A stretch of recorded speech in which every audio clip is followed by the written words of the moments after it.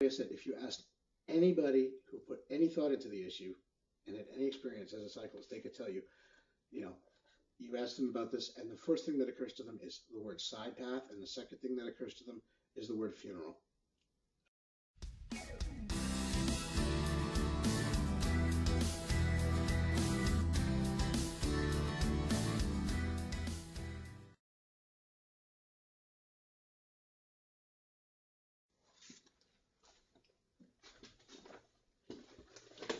So, Lone Rider here, and I want to talk about a change to the infrastructure in New York that's being discussed. This is from the May 31st, 2018 New York Post, and they say here, quote, the city plans to add a protected bike lane along the driving and narrow the driving lanes along 9th Street in Brooklyn, where a seizure-prone driver fatally struck 2 children earlier this year, Mayor de Blasio announced. Now you can see, here's the current street, and it's a pretty normal setup. You have cars driving in the middle of the road, you have the bicyclists riding off to the side, then you have parked cars, then you have the curb and the edge of the street. Here's the proposed change. They did a switcheroo. You still have the car driving down the main part of the street, but then you have parked cars. Then you have a narrow bike lane. Then you have the edge of the road, the curb. I guess I'm trying to figure out why they're still doing this sort of thing. These so-called protected bike lanes aren't bike lanes. They're actually paths. And I don't. This should be pretty obvious. I mean, a lane marking is just a marking on the contiguous surface of the road. The protected bike lane, I guess the selling point for people who aren't cyclists or don't know much about cycling is that, well, hey, it keeps a car from hitting you, right? There's a barrier there. Yes, it does, but there's more to cycling than being hit by cars or worried about it. For instance, being able to actually get where you're going on your bike. What happens if you're driving in this and you come to where you need to move out to make a left turn? Are you going to climb over the parked cars, dismount and squeeze between them? And then you have the fact that not only is this path make it hard for you to leave the lane just to go where you're going to go. When an obstacle appears in your path, it makes it hard to go around it. You basically have nowhere to go. You could crash into the curb or try to jump the curb on the side and then fall, or you could go to your left and hit one of the parked cars, or go straight and hit the hazard. And I saw a bike lane like this proposed change design when I was in New York one time. And you had a lot of people on foot in the bike lane, and the cyclists had really nowhere to go safely around them. There were a lot of close calls. One in particular, there was this guy walking down the bike lane right towards a cyclist who was going at a good clip, and he was this big dude, and he was walking with this ginormous Great Dane, and there was a leash between them, and basically it took up the entirety of the bike lane, which of course was really like a separated path at that point, from the curb on the right hand side all the way to the parked cars on the other side. And so there was nowhere for the cyclist to go. If he couldn't somehow come to a stop, he was going to be in an accident. He was going to either hit the dog, hit the guy, or get clotheslined by the leash. Now you could say, well, that guy shouldn't have been walking down the bike lane, blocking the whole thing. That's absolutely true. But the bike lane should also be designed in such a way that it doesn't funnel you with no avenue of escape or maneuvering room towards every obstacle. And when you divide the bike lane and make it no longer, in fact, a lane, but an actually separated path rather than just a lane marking on the roadway, you do create that problem that not only can you then not leave the lane to go where you need to go if you have to make like a left turn or something, but also you have those obstacles that keep you trapped there and more likely to then hit any hazard that's in front of you. And you also have, this is the type of path this is it's a side path essentially. Side path being a bike path off to the side of a main road. And what we know about side paths and have known for years, going back to the 1980s, they've done studies, they've looked at traffic interaction. Side paths are basically the most dangerous type of bike path ever.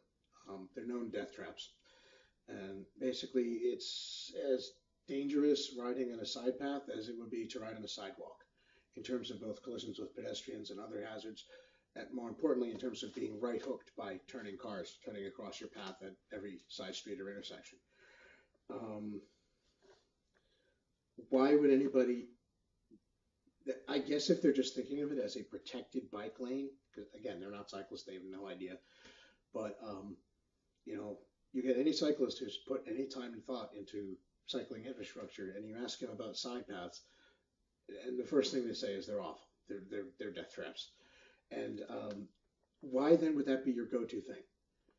And I'm a little confused as to why they're making any change to the cycling infrastructure on this street.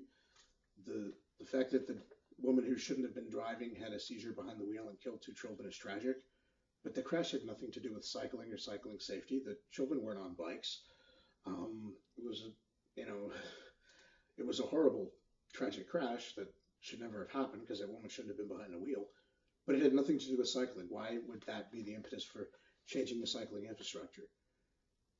No idea. And why would the change you make to the cycling infrastructure be to make it actually worse? Another thing is, while side paths generally are pretty bad, this is actually worse than most side paths. Why?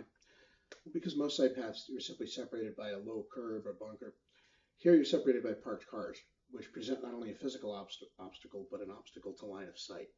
So cars that are going to your left might not be able to see you over or through the parked vehicles, and you might not be able to see the car that's to your left over or through the parked vehicles. So if if there is going to be an issue of the car turning across your path at an intersection or something, makes it that much more likely that something's going to go horribly wrong. This is a bad idea. This isn't a bike lane, despite what the headline will tell you. It's a separated path, essentially, and it's a side path, which is the most dangerous type of bike path there is in terms of collisions with cars and other things. And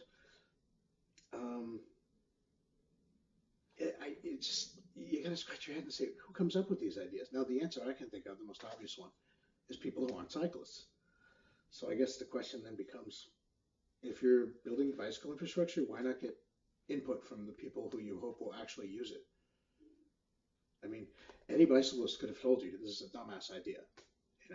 Whether you're worried about being trapped in a collision course with pedestrians who take over the path, whether you're worried about, how are you going to turn off to make a turn? Are you going to, hold your bike over your head and squeeze sideways between two parked cars? And then great, you're entering traffic from a stop. You're going to have to remount your bike. So you're dismounting to get out of the lane, squeeze out of the lane, or climb out of the lane.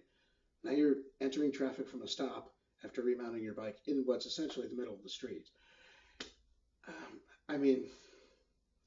And then again, the fact that it's in function, it's a side path.